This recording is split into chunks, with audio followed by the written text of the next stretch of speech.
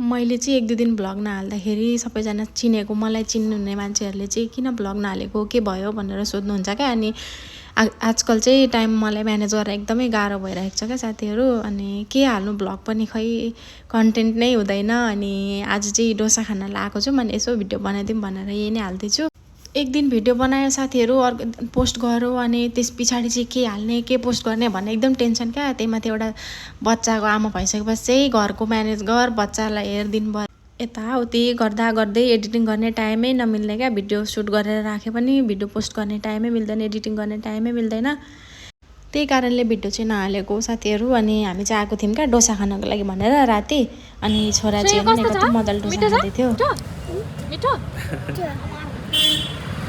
मलाई चाहिँ पहिला यस्तो साउथ इन्डियन डोसाहरू मन पर्दैन थियो कि। अनि यहाँ चाहिँ एकचोटि खाएको थिएँ, ट्राई गरेको थिएँ, एकदम मिठो लागेको थियो। अनि यहाँ हेर्नु न, मेरो छोरालाई चाहिँ त्यो डोसावालाले चाहिँ एउटा डोसा एक्स्ट्रा दियो क्या। उसलाई चाहिँ एकदम मन पर्यो भनेर उसले त्यत्तिकै दियो। अनि मैले चाहिँ उसलाई बाटोमा खुवाउँदै ल्याएँ।